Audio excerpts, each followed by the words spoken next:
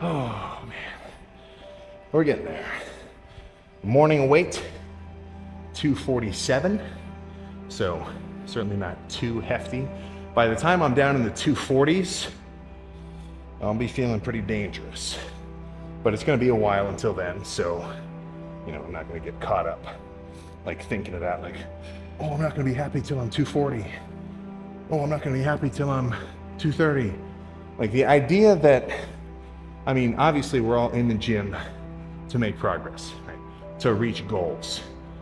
But the idea that some people get where it's like, I can't be happy until I achieve my goal, as though that makes any sense in the freaking world, is just totally nuts.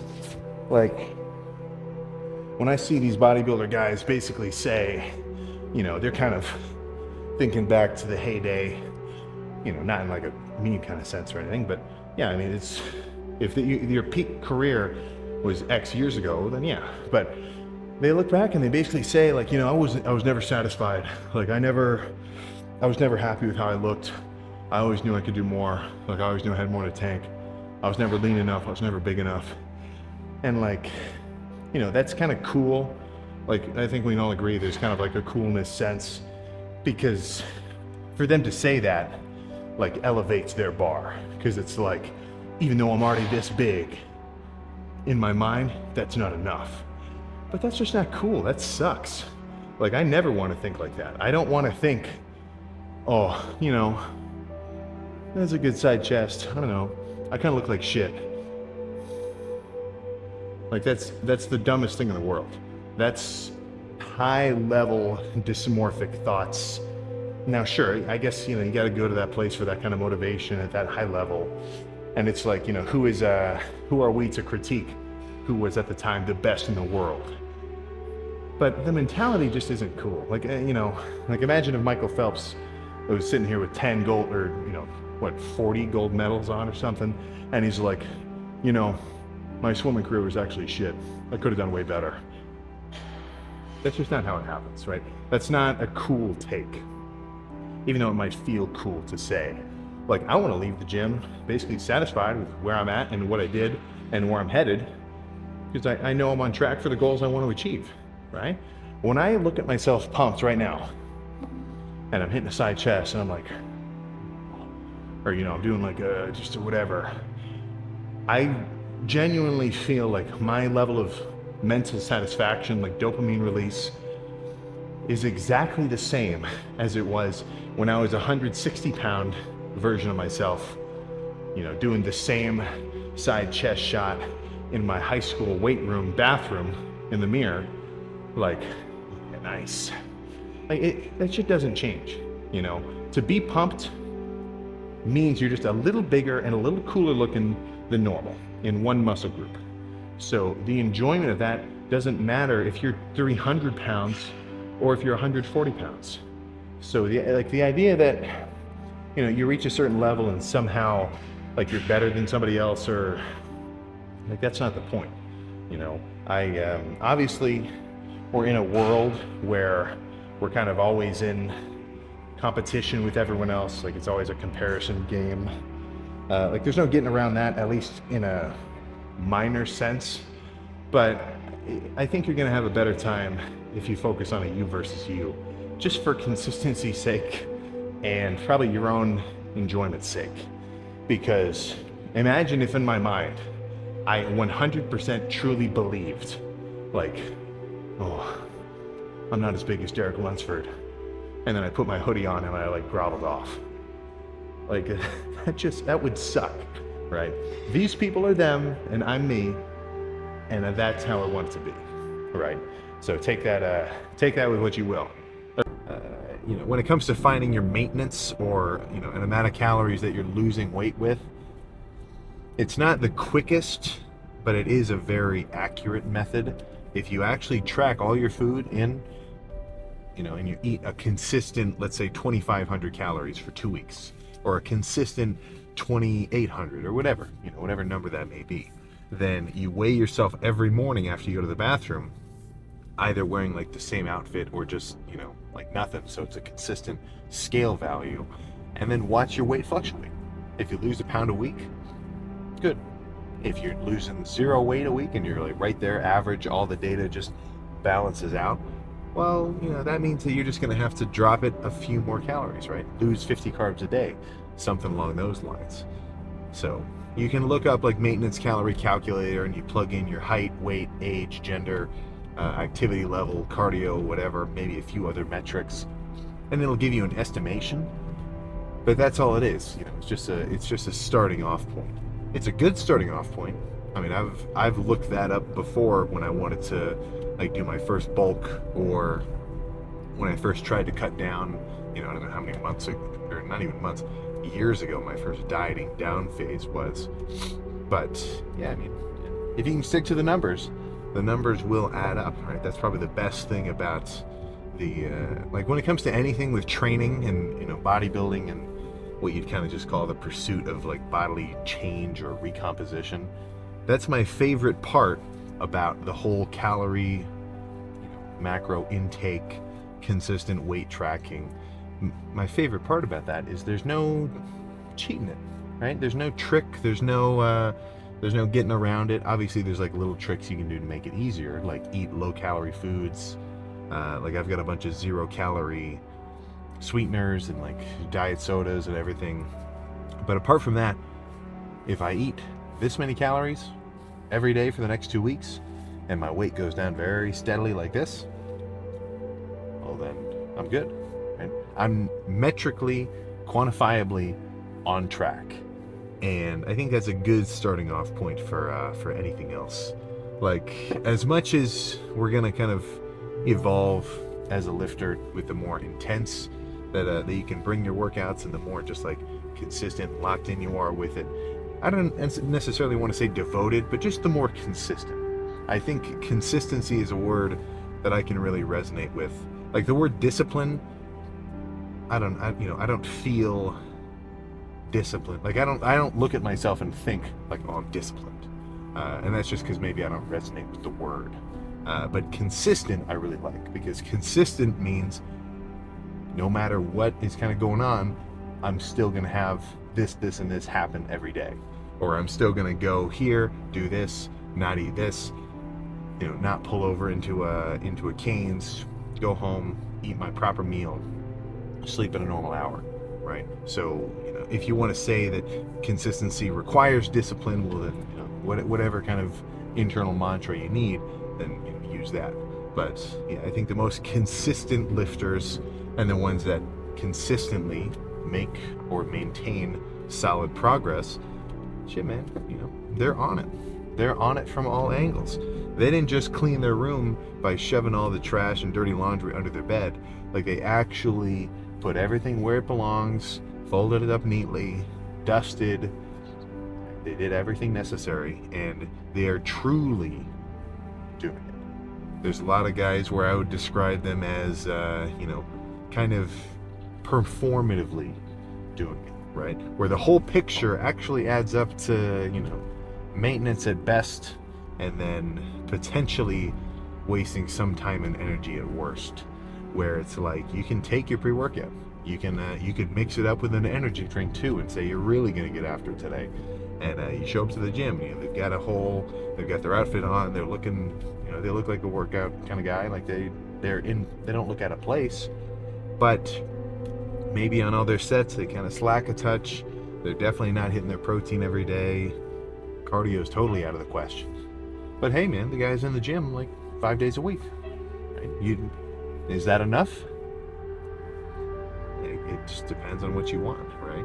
So if you want legit gains, your attendance is only going to make up so much of your grade, right? Nobody passes a class purely based on attendance, because all that means is that you showed up and you were there. It doesn't mean you were actively improving. It doesn't mean you were actively learning or like trying to get better at anything. All it means is you showed up. Now, for some, they're still working their way upward, where showing up is the first step. But you grow out of that, right? That can't be the hardest part of your day for that long. Because the more that you show up, the easier it is to show up, and then showing up's not even a chore. Now that's just what you do. So it shouldn't be, if you do it long enough, it will become less of a challenge in and of itself, and it will demand that you challenge yourself by going even harder than last time. If you kind of feel me there. We'll see. And really, my only motivation for trying to like specifically do one of those types versus another isn't because it's like magically better or, statistically more effective or anything like that. It's more so for me, I want to finish my workout and be fully pumped. I want my triceps and my biceps fully pumped at the end, so that when I, look at myself in the mirror, I can see my arms as big as they will ever get. I kind of think that's the whole point of trying to get pumped. When I'm in a dieting, when I'm not dieting, when I'm trying to gain weight, when I'm full of carbs and glycogen, well, you stay pumped for a while. Like, my arms will still be pumped by the time I get in the car after the workout's been over for half an hour. But when I'm dieted down and I'm a bit lower on carbs, I'm just not as full, well, it's a little bit trickier to actually stay pumped. So that's why sometimes I like triceps, biceps, back and forth kind of quick like that.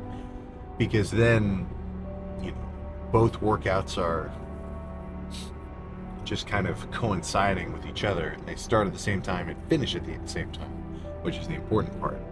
Because if I do all triceps and then all biceps, my biceps are a little more pumped at the end than my triceps are, So honestly, even me just going through the process of saying all this is actually giving me an idea of like what I actually want to do today. I think I might do biceps first. I've been on a kick of tries and then buys, which is pretty classic because you want to try it before you buy it. But I think just remembering how good it felt last time I did it, I think I'm going to do curls first.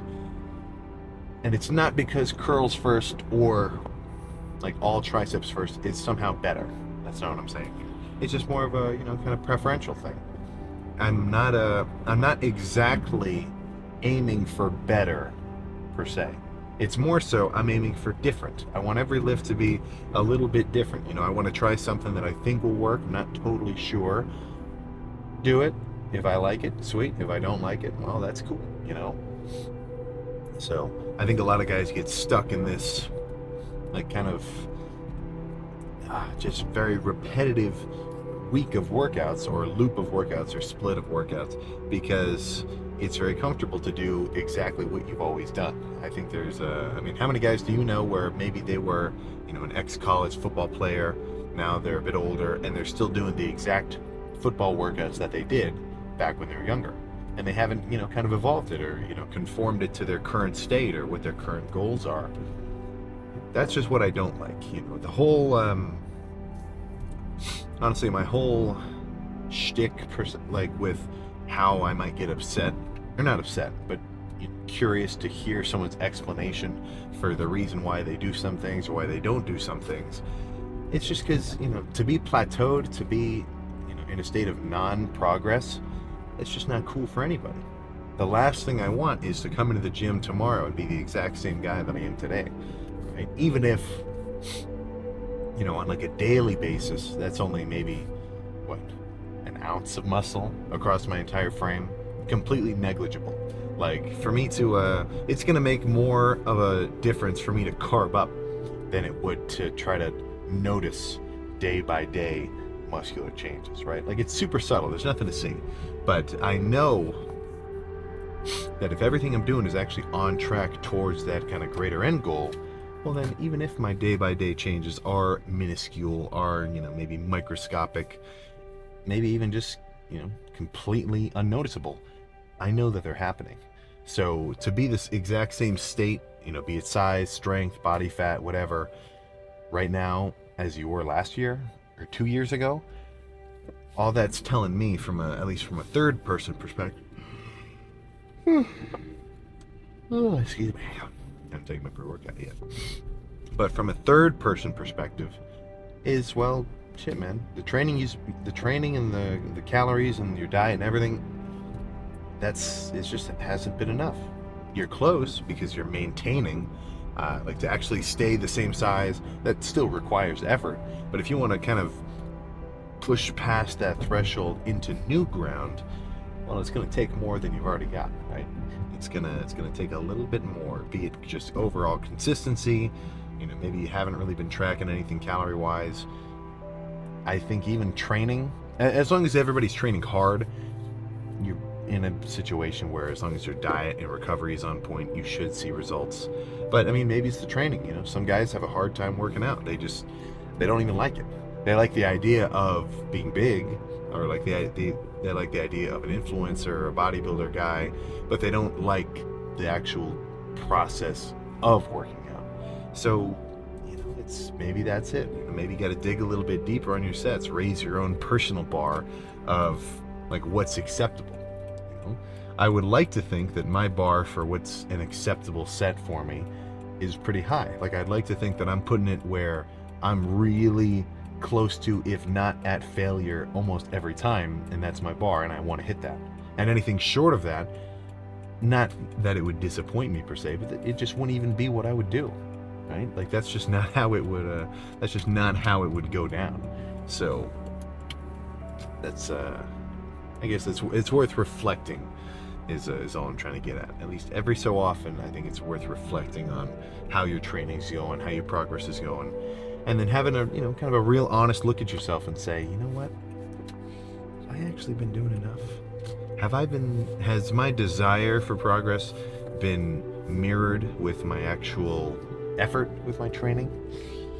And, sometimes the answer is no.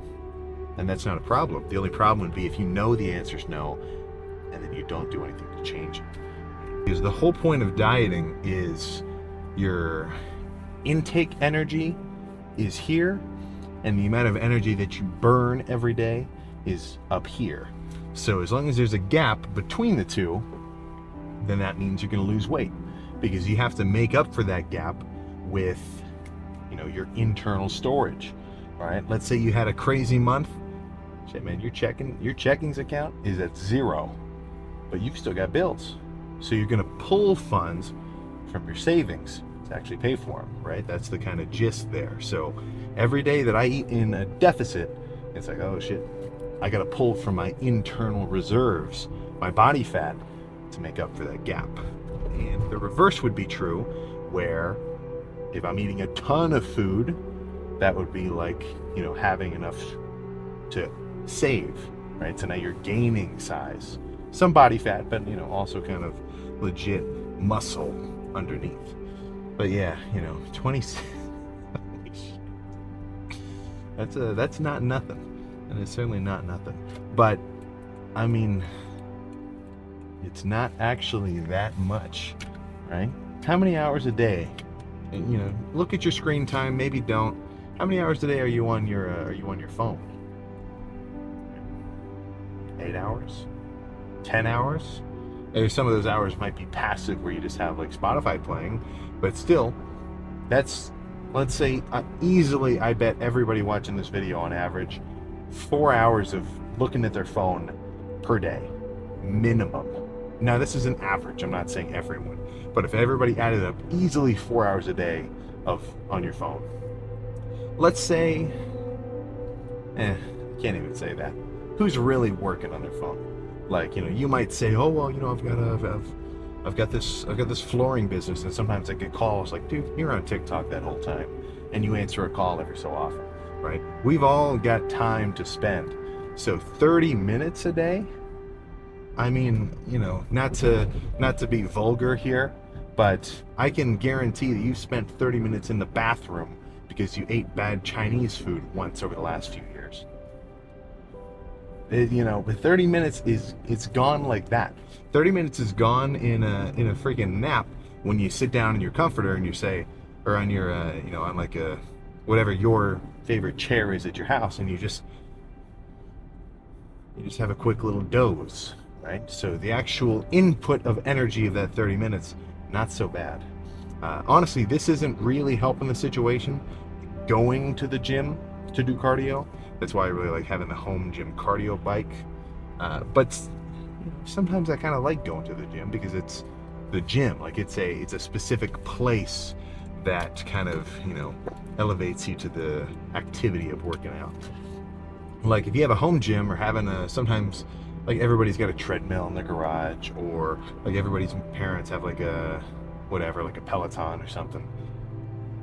When home is kind of for chilling. Like when you're home, you're not really gonna be like, all right, let's get on the cardio bike like out of nowhere. So sometimes I think it's good to actually, it's like if you're gonna study and instead of doing it in your dorm, you actually go to like a cubicle or like a library to do it, because when you're home, that's when you're supposed to just be chilling out, right?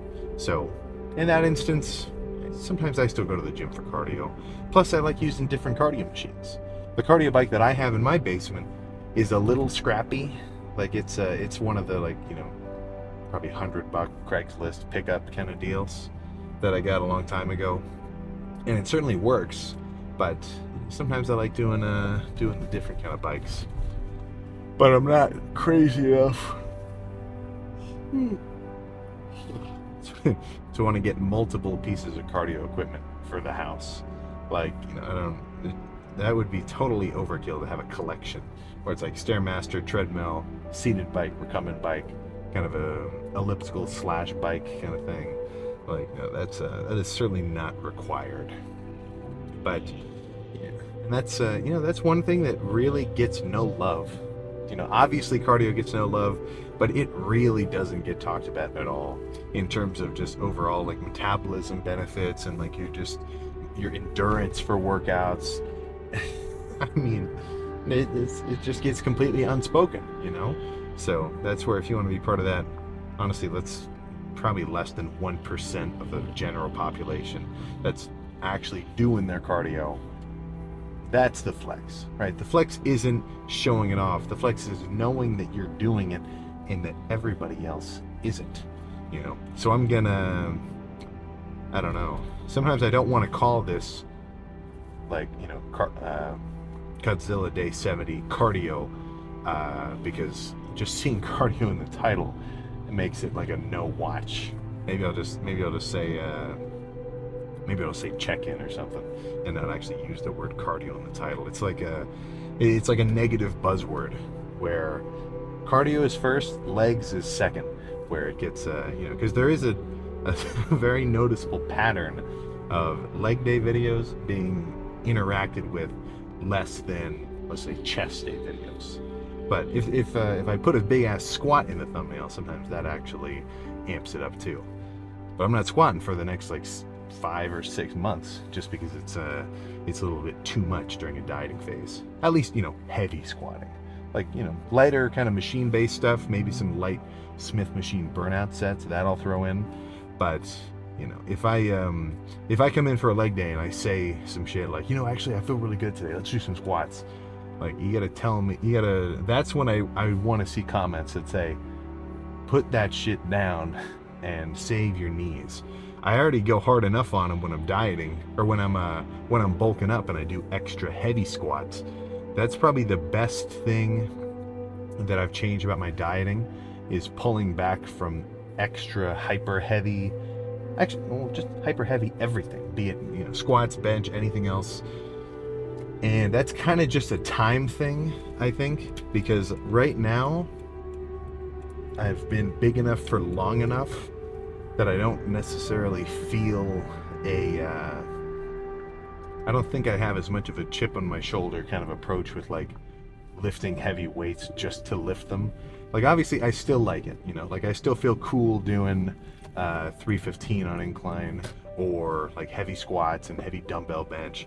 Like it still feels cool, but I'm saying I'm a little better at valuing light squeezing sets instead of just trying to do that much weight because I did it last month and then randomly tweaking myself. That's probably my biggest goal right now. With everything else, like you can have two biggest goals at once. One is obviously to continue progress, and then the other one is to prevent setbacks. So that would be not hurting myself, right, in or out of the gym.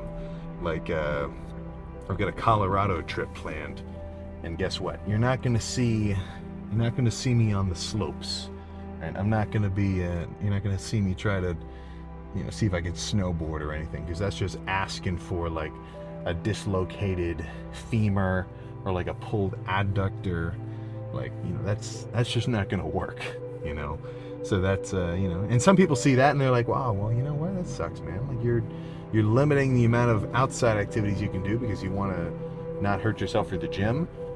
And for some, that might not be the point. Like if you want to train to be a bit more active, well, then the whole point is just lifting to stay in shape so that you can do the activities you really like.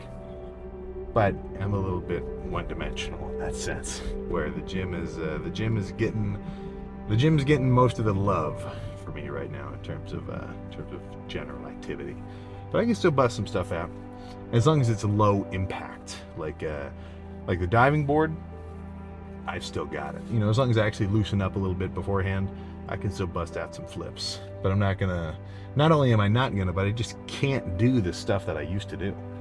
I don't think a lot of people can relate to my exact situation here, because I used to be able to do. I've got a couple videos, and I bet I could still do it if I practiced. Like I can guarantee in the future, especially once I start to chill out on, like, let's say eventually I start relaxing on size and I just want to stay like a lean 2 something, a lean 2 something in the far future. I'm not going to be a 260 pound dude forever. Like, not at all. That's not even the goal. That's I don't think about it like that, because obviously this is what I want to do, but it'll eventually kind of get phased out to, just stay in a good size, not a huge size. But definitely by then I could foresee bringing back some diving skills, just because I did that so much. Well, yeah, what I was going to say was, I don't think there's a lot of people out there who used to be able to do like so I could do a front, so 3 flips and a half. So 1 big jump, the diving board would bend and it would touch the water, because I was still kind of heavy back when I did it. I was like 200, and I do 3 flips in the air and then land head first and dive into the water. I did that on the low board and on the high board. But now I don't think I can do it. Not only because I haven't done it for a while and I have to practice, but also I'm just too freaking heavy now. Like a 200-pound Sam is pretty limber. Like I'm talking, I can still grab like the rim of a basketball court, but I wouldn't want to do it because that's a lot of impact to just jump on, like, concrete or hard floor like that. But I mean, standing backflip, all sorts of that kind of stuff. Like, I've still got the memory of how to do it, but physically, it's as if I took my freshman college 200-pound self and then put a 50-pound weight vest on and then said, okay, try to do all the same things. Just doesn't work, so I still got it, but it's definitely different when you got an extra 50, 60 pounds on you. But yeah, that's one thing that I really do not regret, was that I did my high school sport going into freshman year college sport whilst lifting like really hard at the same time. I've had a couple of my friends who have cousins who will end up kind of asking them to ask me a question. I'm like, all right, should I quit football? Like, this guy's, just probably a junior in high school now. And he's like, should I quit football and just focus on lifting full time?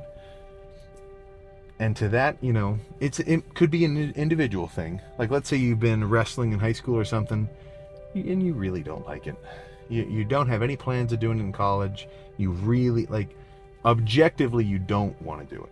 And you don't really want to enjoy the process of doing it. Well, that could be a different situation. But if you're kind of like, I'm pretty good, I like doing this, I like the team, definitely do not quit just so that you can focus on working out, because you can work out forever.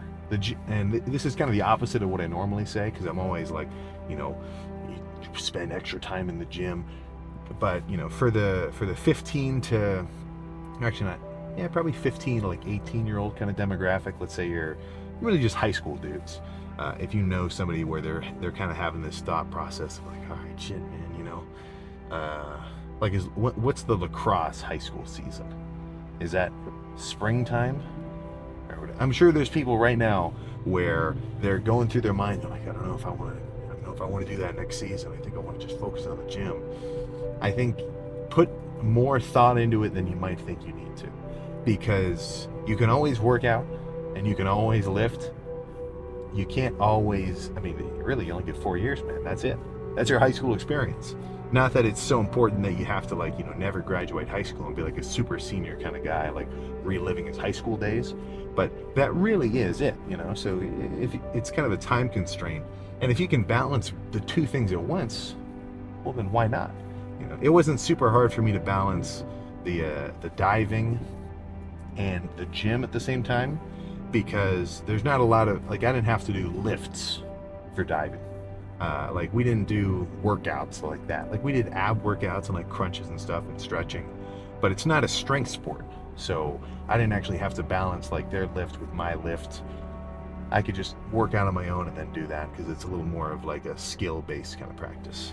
But yeah, if you're kind of on the edge, you know, somebody like that where maybe you're already a pretty advanced student, you got a younger brother and he's asking you the same kind of thing, like, I don't know, man, should I just, I just freaking hate football, man. 2-a-days, I don't want to do that. I just want to focus on working out. I'd say if you can thug out doing both, you're gonna have a more fun time, right? Because I mean, you know, it's not a negligible aspect of going from, I mean, even high school to college is pretty abrupt, but college to just the world, I mean, I'd say probably the best thing about what I'd kind of call like the high school progression of things is it's crazy social, right? Like, you've actually got dudes who you run into every day. You're all going to the same place. You know, get to pretty much hang out. And if you got a sport, well, then that's the same thing, you know? And then, well, now you're in college, right? It's a little bit more, actually not a little, it's a lot more independent. So, you know, it puts you in a position to develop a little bit more as like a person in the world, because now you're kind of in a bit more control of your own life. But it's not so structured. You know, you decide if you get to kind of, you know, have a little bit better of a social life. And then after that, I mean, shit, man, people move, right? I've got a lot of my high school buddies who I was like super tight with. Well, now they're in like Tennessee. Everybody has gone to wherever they're going, and you know, there's nothing like having that kind of group every week on the regular, you know. So just try to take advantage of that while you can, you know. So that's one of the best, not the best, but a pretty solid aspect of the gym in terms of just not necessarily fun, but just overall, you know, enjoyment, and kind of a little bit towards overall kind of fulfillment of your days, because you get to go to the same place and see the same people who you always see in there at the same time.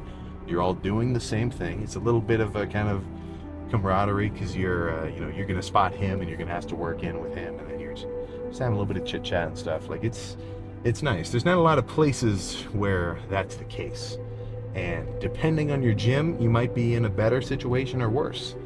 I think it depends on the gym. I mean, it really does. I can't say specifically like a Planet Fitness doesn't have a good culture or anything, but a lot of the gyms that I go to, if you know, and it just happens to be around my town, if you go enough, you run into these guys. You run into the regulars. You get to chat with them. You get to say, you know, I haven't seen you for 2 months. Where have you been going? Oh, I've been going here. Like, that's a part of the gym that I think doesn't get as much value as it deserves. And it's kind of like you know, it's like that last episode of The Office quote where it's Andy, and he's saying that quote where he's like, I wish I knew I was in the good old days. Because you don't know how good things are until it changes, and you look back and think, man, that was nice, right? So I definitely try to, you know, enjoy the what would you call it?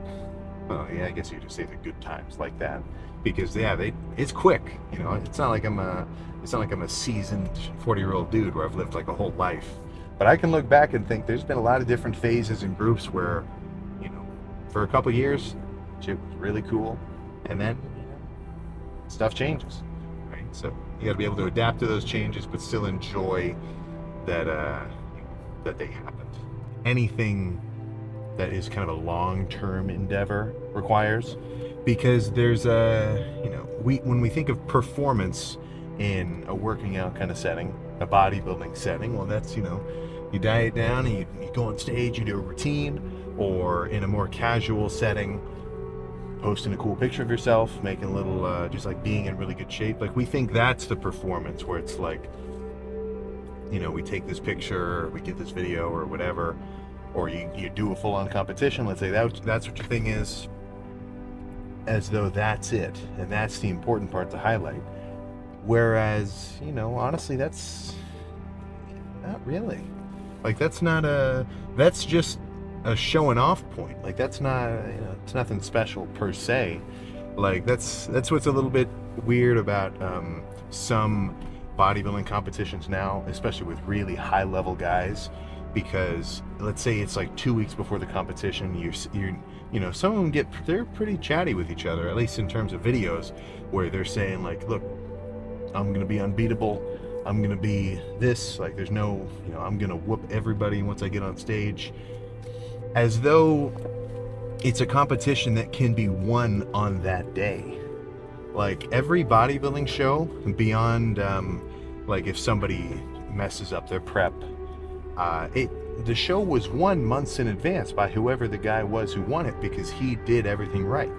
He came in, he did his cardio, he stood on the step mill for 45 minutes. If you're like a J, I'm a little more of a seated bike fan, but I might throw the step mill in for this dieting phase later. See if some of the rumors are true, that it might harden up and bring out some extra grain in my quads. We'll see. But crap, what was I just saying? But yeah, that's, it's those little things that add up to, what you would describe as like showing off at the end.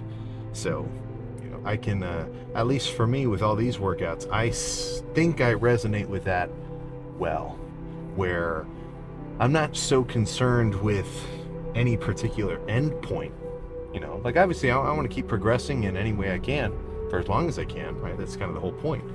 But I'm not like, I try not to get caught up in like thinking, okay, it's all about this day, it's all about next month, like, that's not exactly how it is. I'm getting a little distracted. There's an old, like, souped up Porsche in front of me. It's kind of cool. It's like a really old one. It looks like a British car.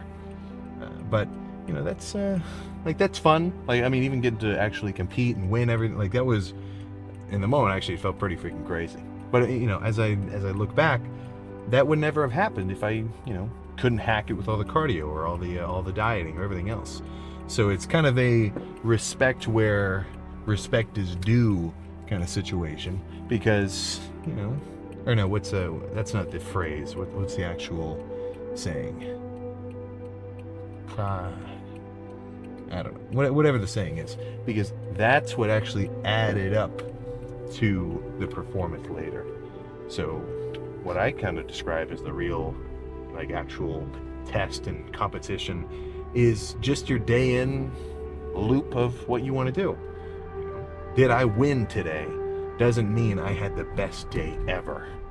Did I win today means, did I stick to my diet? Did I get a decent amount of sleep? Did I lift pretty hard? That's only 3 things. Only 3 things, which none of them are crazy hard to do for me. And that means I won. At least, in the lifting side of things. Doesn't mean I had a good day, but in terms of my kind of bodybuilding goals, then it means I had a perfect day. So that's my concern. And now it's to the point where I can do it pretty consistently, but that's all I got to do. I don't have to think, okay, I've got this competition coming up, or I've got this thing I want to do. All I have to think is, all right, I'm going to work out, I'm going to stick to my diet, and I'm going to, not stay up till 4 a.m. playing on my phone. Nice, right? So that's it makes it easy that's my thing, of course. So if working out is your thing, because sometimes when I'm giving my take on different workout advice and everything, I'm talking to 2 different people. I'm talking to what I would imagine could be anybody, because I want everybody to work out.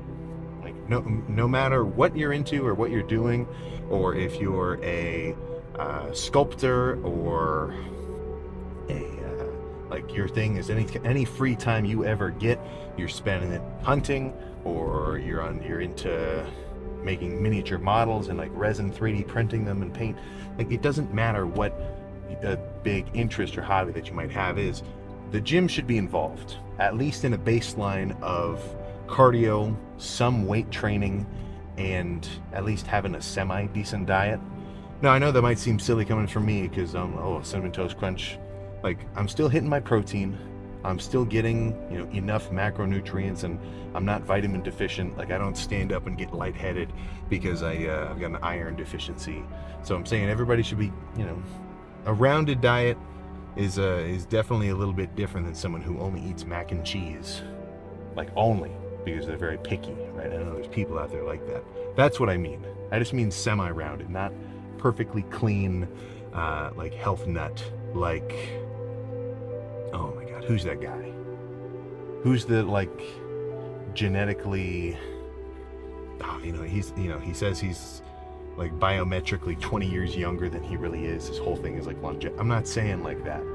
I'm just saying a little bit, because the more active you are, I'm not saying the leaner you are, I'm just saying the more active you are in general, you're going to have a better time with everything. You're probably going to sleep better. You're going to be able to move food through your system better.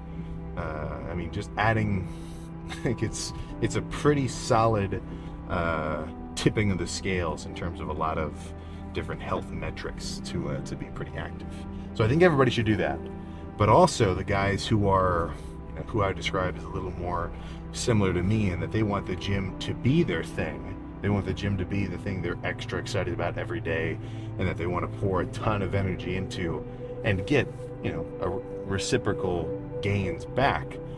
Then, shit, man, you got to work out a bit more consistently than the average Joe if that's what you want. Right? I'm not saying that you need to come into the gym and think like, oh, there's so many fucking people in here, they're not even working out as hard as me. No, that's not the point. But it is kind of just a, it's not for me to say because it's a self kind of embarked journey. But if I want gains and I want progress that are, at a level of up here, and my effort is down here, it's like, what am I doing? It just won't even make sense. If what I really wanted was like, okay, I want to do like 4 workouts a week, do just enough cardio that I'm still doing it, I'm not cheating. I just want to do the bare minimum I need just to stay in decent shape. Then I'm not saying it's a bad goal, but I'm saying that's just a more attainable goal, an easier goal. So if that's all I wanted and my effort was here to match that, well then guess what? I'm good. I'm doing what I want to do. But if you've got a little bit of an itch where it's like, okay, I want it up here, you've got to raise the bar, right? You got to raise your own personal bar so that you actually put yourself in a position to get where you want to go. And it doesn't have to be instant. Like, it can be gradual. So that's where my concern is. As long as I'm having fun, I'm going to keep doing it. And the more you keep doing anything, the better you'll get at it. If you put a guy into let's say you signed up somehow for acting lessons or lessons of any kind, piano lessons, yoga, well, you wouldn't say yoga lessons, but like yoga class or whatever, you might not even like it. But if you did it every, maybe 3 times a week for an hour and a half each, it wouldn't take that long for you to start to notice you were getting better at it, just purely from, exposure and practice. So that's where there's this clip of Neil deGrasse Tyson, and he's talking about how, like, people don't have a good grasp of exponential change, where it's like, if there's a little bit of algae in a pond and then it doubles and it doubles and it doubles, like, sometimes it's tricky to guess how long it's going to take to fill the whole pond. And I think that, people have the same thing when it comes to anything that's very gradual. Like with working out, the effect of one workout, I always like thinking about this just because one of the old gyms I used to go to always had a leaky ceiling. I don't know if it came from the roof or just a pipe or something.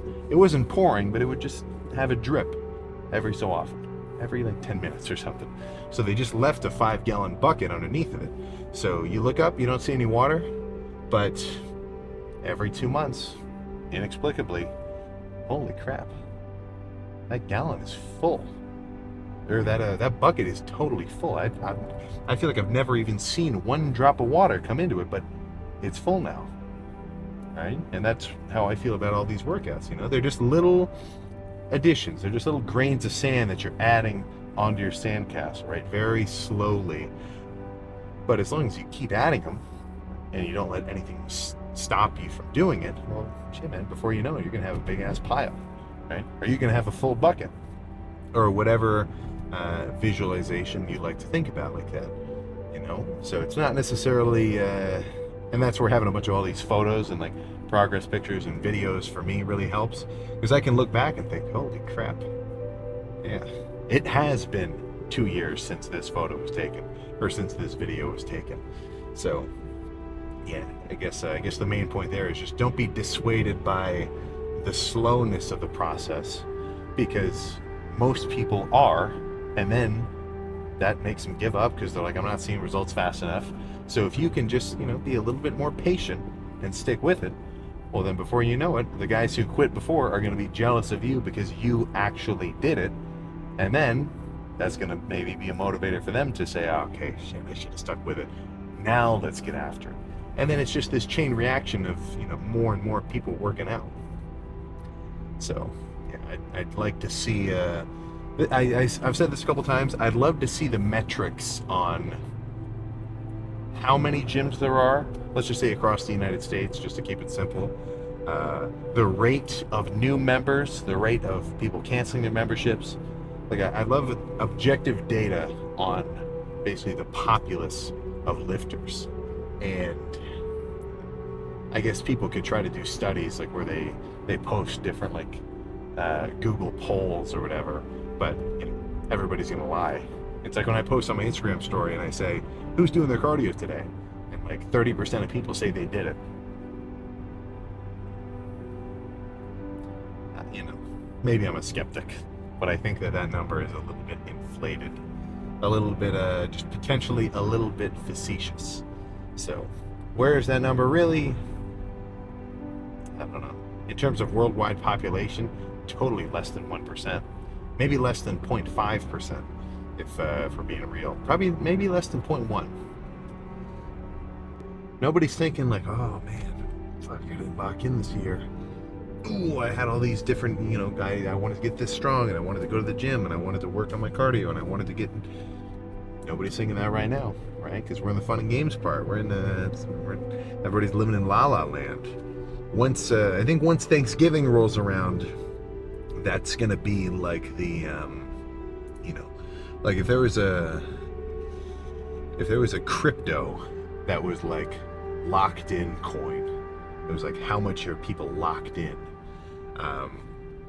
it would pump around November, because that's when people are gonna say, all right, winter arc begins, right? Like I should actually look it up and see if I could get like Google's analytics for how many times the hashtag winter arc locked in is used, because I swear by the time Thanksgiving comes around, probably a couple days after Thanksgiving, because people are going to eat a bunch of shit, and not shit, but a bunch of food. They're probably going to gain a couple pounds and say like, oh man, I gotta get serious. And we're going to start to see those posts again. It's always a wave. It always happens around this time of year, and it's a good thing because it's a time of year that is, you know, kind of a what am I saying here? A catalyst for motivation. New Year's, spring break is kind of classic. Honestly, I think New Year's and spring break are pretty much the biggest. Like, all right, I better start working out. You know, obviously New Year's resolution, and then spring break. Oh man, you know, we're going out for spring break. We better get in.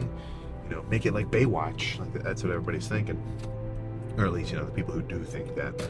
So yeah, we're gonna see it. But yeah, I think right now, for the most part, if I had to guess, I would say we're in a little bit of a dip in terms of overall hype for fitness. Not like now currently, but just this time of year. But you know, then again, sometimes I make a prediction where I'm sitting here like, you know, let's say tomorrow I'm headed to Planet Fitness for a leg day or something. I'm going to a different gym, and I'm like, all right, Sunday, 7 o'clock. Let's think here. I bet there's going to be nobody. And, you know, nobody's working out, and then it ends up being packed. So, you know, maybe my prediction isn't exactly all that correct. But yeah, I think that's probably the coolest part about being in a real serious kind of bodybuilder gym. Not necessarily because there's serious bodybuilders there, but more so a serious bodybuilder is always going to be there and is very intent about their workouts and their schedule and their consistency.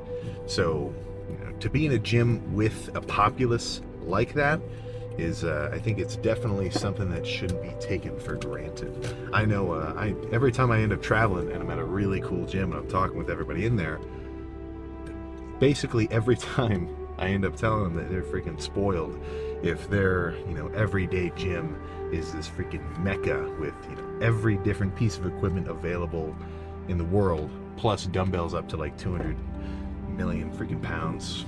I do think I think some heavier dumbbells might be in order. Not now.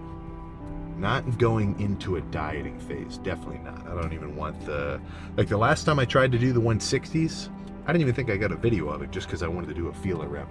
This is maybe like a year and a half ago. It was a bad bench. The bench wasn't good, so that kind of threw me off. But I totally like crunched my shoulder, like hurt myself. So anything above the 150s kind of gives me the heebie-jeebies a little bit. But yeah, going into a diet, I don't think heavier dumbbells are necessary. The only thing I would maybe be curious about looking at, I think it's Super Fitness gym equipment. The guy, this used gym equipment company. The guy's super cool. I'm fairly sure that's the name of it, but yeah, that guy's, I might shoot him a message and see if he has an adjustable cable machine and see what that looks like. You know, the one where it's got the two arms and they're like, you know, you can move them in all sorts of different ways. That's a pretty versatile piece. Like, now, if I were to condense everything down to like a third or even a quarter of the size of that space, honestly, if I had that, a leg extension, leg curl combo, and a pull down, that'd be it. You know, obviously, you know, it's nice to have a lot, but it's not necessarily necessary. But yeah, I'm getting excited for. I don't know. I'm not excited for the cold, but I'm excited for, like, you know, the winter wonderland snowiness of winter. Because this isn't really as fun. You know, walking outside and it's like a gloomy 50 degrees or, you know, 40 something degrees. That doesn't really get me going. You know, that doesn't get me amped up. But if I come out and it's like, you know, a white tundra 30, a white tundra 20, I'm actually kind of cool with that, right? Because that's actually it's just more fun. You know, I think it has been a while. I mean, obviously it's been a while since it's been snowing, but it feels like it's been a really long time since last winter. I didn't even get to enjoy it because last time, well, I mean, you know, obviously I'm going to do the same thing this year, but it was a bit more demanding for the last prep than I expected. So I didn't get to maybe enjoy the weather as much because that was a very boxed in routine. Wake up, hour cardio, come back, food, a few more meals over the course of time, go work out, another hour cardio, come home, go to bed at 7:30, repeat. Yeah, I'm gonna try to be a little more, I'm gonna try to have a little more fun this prep, that's for sure. Not get so just like, you know, I still want to be tunnel vision, but I don't need to be so tunnel vision. You know, I want to be able to say that I had more fun with the process this time. Obviously last time everything worked out, but you know, I want to have more fun this time if you can kind of follow me. And that might not make sense if you've never kind of gone through any kind of hard diet or prep before. But if you have, then you know what I'm saying. So what's a good ratio? I bring this up a good amount when it comes to shoulders, especially as you get leaner. Is the most noticeable aspect isn't necessarily that roundness of your shoulder from the front, because everybody has that almost like even just from your structure as like your skeletal structure as a guy. And if you're 150, let's say you're on the scrawnier end, you've still got defined shoulders from the front just because they're kind of angular from that look. But from the back, if you've got no shoulder development, then your torso just kind of rolls off at the shoulders. So if I were to only have, well, I guess that's not a fair way to say it, but what I really want is to have shoulders that are round from all angles. So if they're already good from the front, well, then what do I need to work on? Shoulders on the backside, where when you're standing up, not even flexing, you could see your rear delts popping out through your shirt and giving you like a little shadow. Like that's the level where it starts to get pretty cool. And then plus, it just looks cooler anyway. Like even when you're walking around with or you're walking a plate from a machine to a different machine or something, or you're looking at yourself do curls from the side, or even just like when you're posing too, especially in a side tricep. If your rear delts are well developed, then it just totally completes your shoulder. It doesn't matter how big they are, in adding this like rounded over look. Because obviously you've got, kind of fibers going here to here. But when your rear delts are really, popping out, you've got this extra like sweep, which that is an angle that definitely makes someone look much more bodybuilder-ish, if you want to kind of describe that. Like if you look at, there's not a ton of builds where people have a specific look. One version though is male gymnasts. I'm not talking like teenage level, I'm like Olympic level adult. Like these guys are completely pros. Usually bicep development huge, back development solid, forearms, triceps, not as much. Same thing with shoulders. You're never doing anything that requires that, So it's or I guess kind of a lot of jiu-jitsu guys that I see, if that's like their primary training style, they're not so broad in the shoulder. It's because they're doing a lot of pulling here. But yeah, if you want one tip, or if I could give you one tip to actually up your shoulder game, it'd be to give rear delts some love. And I'm not exactly sure where I heard it, but I was on the rear delt train, which doesn't sound like, yeah, obviously hit rear delts, but I had a lot of value on putting rear delts in my shoulder training, like with the same amount as my side delts and my rear delts, even when I was a beginner working out in my high school's weight gym during my study hall.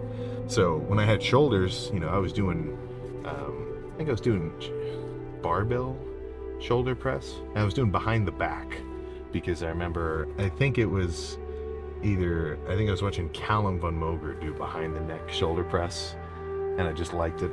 Honestly, if I still wanted to do front delts, the only reason I wouldn't do behind the neck is because I'm too tight. Like I probably couldn't even get back there. But I used to do behind the neck barbell shoulder press like every shoulder day. Like that was a staple. Not as much now just because I don't need to do it, but yeah. That's one more thing where I wish I fucking recorded these workouts, because that'd be the funniest thing for me to look back at myself doing a badass set of like, 150 or something with a barbell kind of behind the neck. Yeah, maybe I wouldn't recommend that now. Just don't hurt yourself. But yeah, rear delts are definitely a key component of having that rounded over, kind of boulder shoulder look, because that's what, if you kind of boil it down in terms of lifting for the goal of looking like you lift, right? Kind of more bodybuilding, which, that's not the point. Like I'm not walking around, like my motivation to come to the gym today isn't like, oh man, I want to look like I have really big shoulders. Like that's not it. Like I like the process of it, but at the end of the day, that really is the goal. So the whole point is just improving your separation across the board.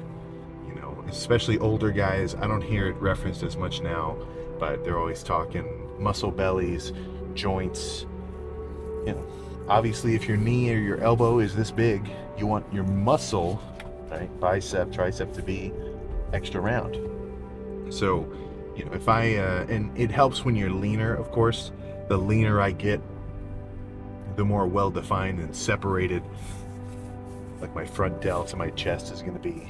But to have that added development, especially in basically every aspect of your insertion, so side delt, front, rear, once you get lean enough to see the separation, right, that's kind of where you'll put a little bit more value on sitting on the pec deck doing, you know, reverse pec deck rear delt flies for 12 sets, or doing bent over dumbbell laterals where you're hitting your rear delt for, you know, 6 sets or whatever.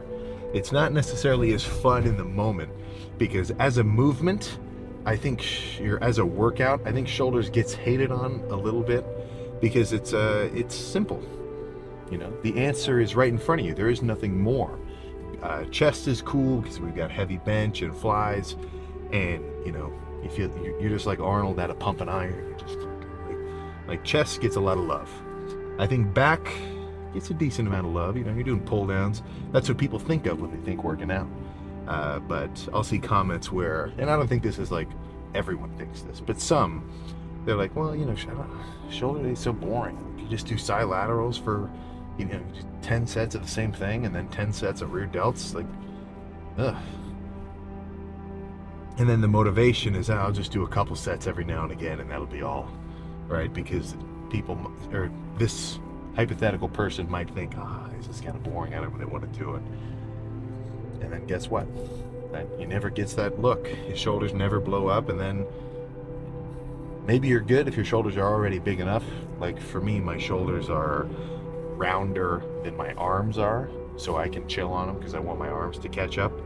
But you know, I definitely didn't have that thought process in the beginning, because I want to be bigger across the board. Then everything's getting equal love: calves, legs, back, chest, arms, shoulders, every insertion, side, front, rear delt. I used to even, my logic used to be, well, you know, I don't want to give any one muscle a break. So for a while I'd throw in neck training not a ton, like I only did like maybe 5 or 6 times. But at the end of a lift, this is when I was in my home gym, so, you know, nobody was going to judge me. But I'd lay down on the bench and hold like a 10-pound plate, kind of like against the side of my head. I don't know if I cushioned it or anything, but like, you know, it's not gonna hurt. And then I was doing like side bends, and or I was holding the 25, or no, not a 25, but I was definitely holding at least a 10 on my forehead and doing like front neck raises. And I used to do tibia raises. So you sit up against a wall, like you're standing with your back to the wall, and then you put your heels maybe 6 inches or a foot away from the base of the wall. And then when you raise your toes off the floor, it kind of raises your whole body. So it's a little bit of a working action to activate the front of your shins. Because in my mind, I'm like, okay, well, if I'm hitting the back of my calves, well, I should probably hit the front of it too. I think it was good for me to phase that out, because it was so tricky to actually even make weight for that classic show that I did, for at least in the amateur league. So, you know, if I had an extra 2 pounds of calf, it might have made it a little trickier and I wouldn't be able to, you know, get under. But all that's to say is you're probably not going to regret hitting the muscles that might feel like a little more of a chore than something you're actually excited to do, because nobody's going to do it. You know, it's this situation where everybody slacks. So if you're the guy who still does it, well, then you're really ahead of the game. You know, so don't get bored if you sit on the bench in front of the dumbbells, you do a set of laterals, you put the weight down, and then you grab it and you do another one, and then you do that like 10 times in a row.